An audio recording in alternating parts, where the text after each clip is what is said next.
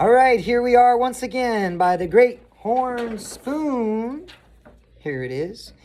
And we are midway through chapter 13, A Bushel of Neckties. So chapter 13, part 2. Here we go. Of course, we ain't much on tie wearing here in the diggings, except to be buried in.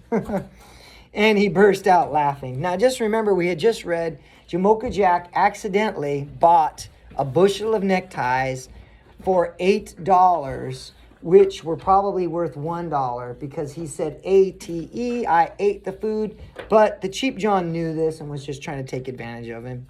The miners looked at the affair as harmless fun. Might be able to stuff a pillow with them, somebody called out. Yeah, knot them together and lasso chickens. Jack stepped up to the gold scale and pulled out the buckskin pouch from his belt.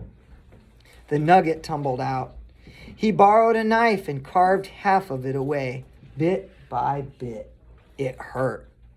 He clamped his jaws with anger, and then he picked up the bushel of neckties and worked his way through the crowd to the street.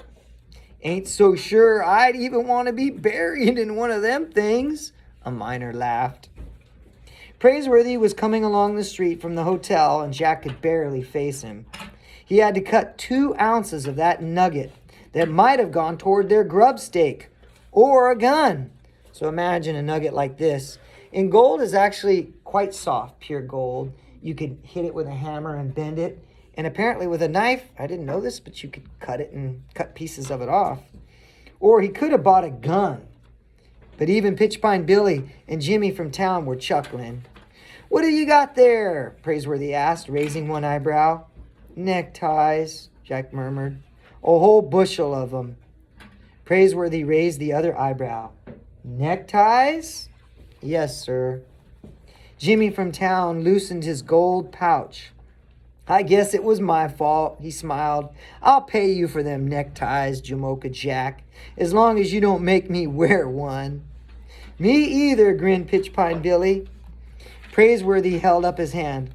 Put away your dust. And he looked at Jack. That was a fine purchase, he smiled. A brilliant purchase. Jack gazed up at Praiseworthy. What? We'll buy our mountain canary with neckties. Pitchpine Billy crimped an eye. You gone out of your head, bullwhip? You gone out of your mind, bullwhip? You wouldn't give them things away in Hangtown. The only neckties you can get on a man is made out of rope. Praiseworthy scratched his short whiskers. They were at an itchy stage. He smiled, half shutting one eye. Unless I miss my guess, every man in the diggings will come begging for a necktie in a day or two. They'll fight to get one. He picked up the bushel basket and swung it to his shoulder. Come along, partner. The next morning, Praiseworthy and Jack helped Pitchpine Billy dig a coyote hole. Once we hit bedrock, there's no telling the riches down there, the miners declared.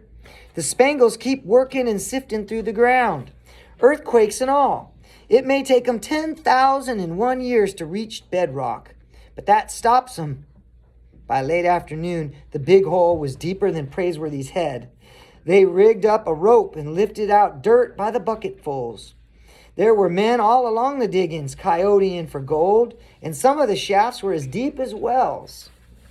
Jack took his turn at the bottom of the hole, filling buckets that were emptied into a long tom. The long tom was a wooden sluice box set in the stream.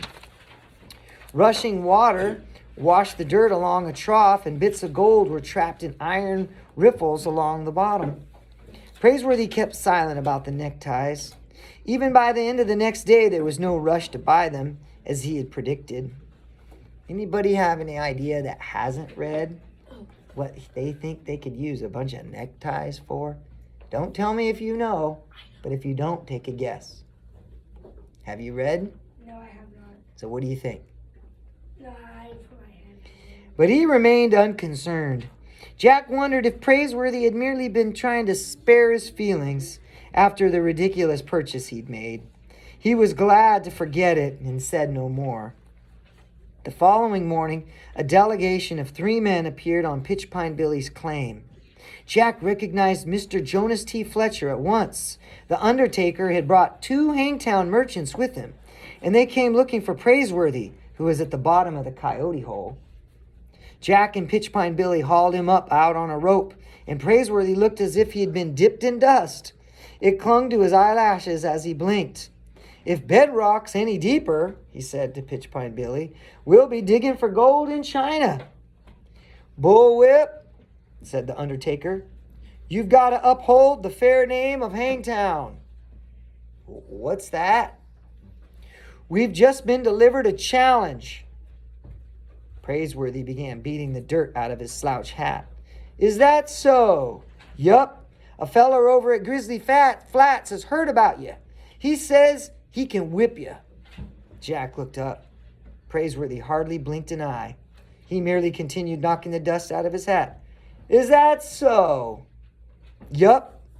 Of course, he don't know B from a bull's foot to make a statement like that. He ain't exactly bright. Although I understand he can write his own name if you give him time enough. But he's a regular big fella. The Mountain Ox, they call him. Well, how about it?" "Doesn't sound much like a fair match," said Praiseworthy. The undertaker nodded. "He does have you on height and weight and reach and general meanness, I suppose." "That's not what I mean," said Praiseworthy. "It wouldn't be fair to him." The 3 gentlemen from Hangtown responded with a blank look. "How's that?" Even Jack was startled by Praiseworthy's declaration. Follow along in your book, everybody. Follow along. The Mountain Ox sounded enormous. Praiseworthy wouldn't have a chance. Had he begun to believe his own reputation? "From what you tell me, gentlemen," said Praiseworthy, "the man can barely read or write. He'll be at a decided disadvantage." Pitchpine Billy pulled his hat down over his ears. "Bullwhip! Will you tell me what reading and writing has got to do with a bare-knuckle fighting match?" "I suppose that remains to be unseen." "Then you'll fight him?" The undertaker grinned. "Not by choice, sir," said Praiseworthy. "But if the fair name of Hangtown is at stake, I suppose I must." The delegation smiled. "How about next Tuesday?" "Impossible. By next Tuesday, we'll have our burro and grub stake and be far away prospecting. My partner and I have a fortune to make, and time is running out. We'll be returning this way by the middle of August at the very latest. You can plan the match for the 15th of August, sir." The 3 gentlemen from Hangtown nodded and departed. Jack gazed at Praiseworthy as if a complete stranger had been hiding through the years under the elegant manners of a butler. He was enchanted. But Pitchpine Billy whipped off his hat and jumped on it. "Bullwhip! You gone and lost your reason. Before the 15th day of the next month shows up, you better make out your last will and testament." Jack had just lowered himself into the coyote hole when a sudden excitement spread through the diggings, and he pulled himself out again. There was a shout of voices back and forth across the stream, from claim to claim. "Old Quartz Jackson is back, and he's brought his new missus with him."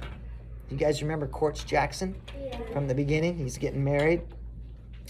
He's the one that they got shaved his head. Or not shaved it, but gave him a haircut. Men dropped their shovels and gold pans and abandoned their long toms.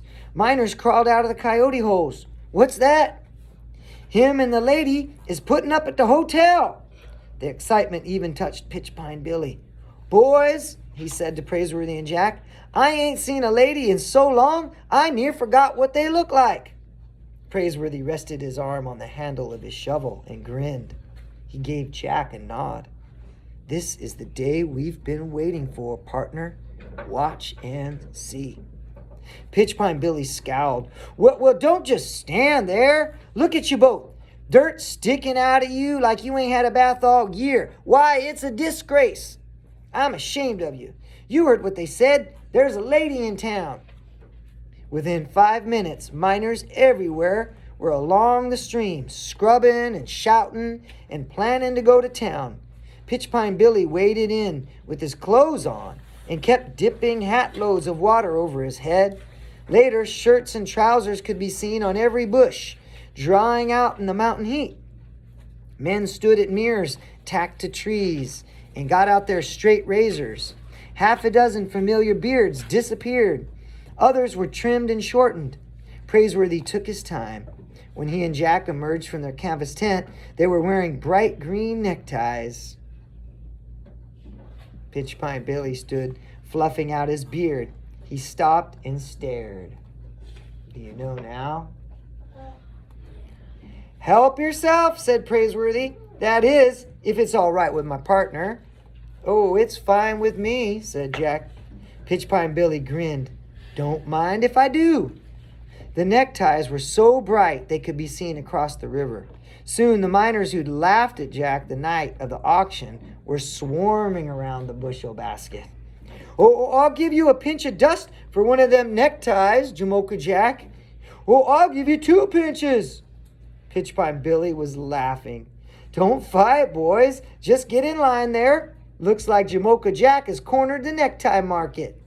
He caught you sleeping, didn't he? Just hold your pouches open and I'll pinch out the gold, since I got the biggest thumbs in the diggings. Praiseworthy stood idly by with his foot on the stump and lit a long 9 cigar. Within 20 minutes, the basket was empty. Every necktie was gone. Pitch Pine Billy pulled the strings on Jack's buckskin pouch and handed it over. It was heavy as a plummet. Jack weighed it in his hand and tossed the pouch to Praiseworthy. That ought to get us a burro, he grinned. And maybe a gun, Praiseworthy said, taking the heft of it. He tossed the pouch back. Yes, sir, that cheap John had better learn B from a bull's foot to get the better of Jamocha Jack. Gent, let's go to town. The miners had formed a crowd outside the Empire Hotel, and when Quartz Jackson brought his lady out into the porch, the miners whipped off their hats as if they were the United States flag they were looking at. By the great horn spoon, Pitch Pine Billy muttered in awe, a genuine woman. She had sparkling eyes and a smile for everyone. Quartz Jackson wore a vest with a watch chain across it and looked proud enough to burst. We freighted up some cut lumber, he said, the missus and me, and we're going to build a cabin. And you boys are always welcome to drop in for tea. Ain't that right, Hannah? Hannah, Pitch Pine Billy murmured. Ain't that the prettiest name you ever heard? Quartz Jackson looked out over the crowd. He recognized Praiseworthy and Jack and gave them a nod. Step up, boys. I'll introduce you. Make it fast before you strangle in them neckties. And that's the end of chapter 13.